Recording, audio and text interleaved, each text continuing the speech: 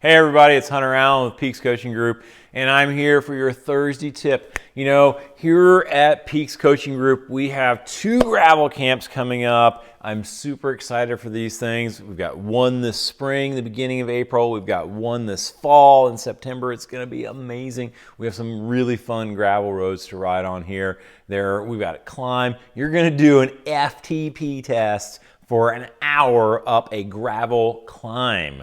Have you done an FTP test up a climb before on a gravel bike? That's going to be fun. That's going to be cool. I can't wait to do that. Anyhow, listen, there is some differences that you need to know about between road power, gravel power, and mountain bike power. And that's really what this video is about today. Is let's dive into that. So there are a couple of things that happen on the gravel bike that don't happen on the road bike. Number one, it is not as easy to have the traction that you're used to having on the road.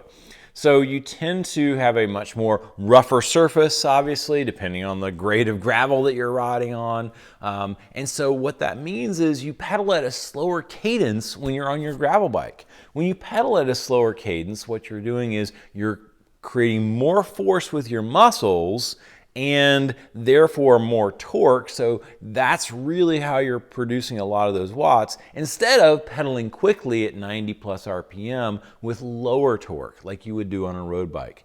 So that's a big difference between the road and the gravel that you need to understand.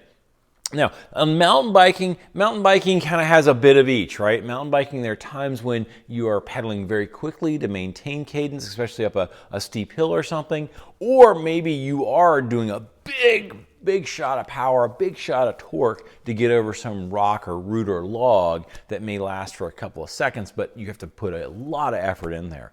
Gravel, we don't have too much of that, right? There's not a place where you're pedaling really quickly up a steep hill because you're trying to get over that hill and maintain traction because we don't have those big fat tires on the gravel bike. Or we're not going over big rocks and logs and things on our gravel bike. So, those things are a little different from the mountain bike as well. So what this means is that you need to train a little differently sometimes for gravel.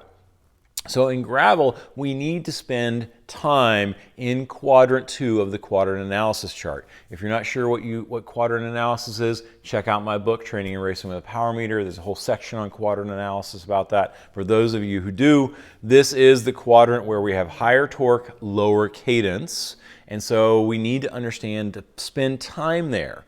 All right, and so that means building up time, right? 20, 30, 45 minutes at a relatively high intensity level. Tempo and sweet spot would be great to spend some time there getting used to riding at that cadence rate.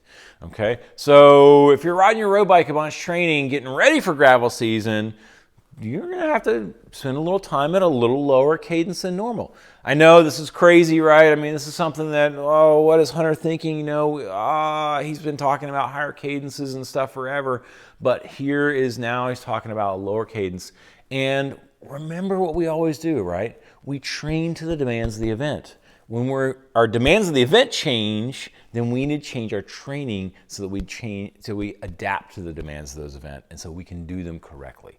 So it's super important. That's a real critical difference between gravel and road and gravel and mountain biking. This is the first tip on our gravel, so look for my next video on what also is another difference between gravel and road and mountain biking. Thanks a lot. I'm Hunter Allen. Please put me a comment down here in the bottom box. Let me know what you think of this, and thanks a lot, and we'll see you soon.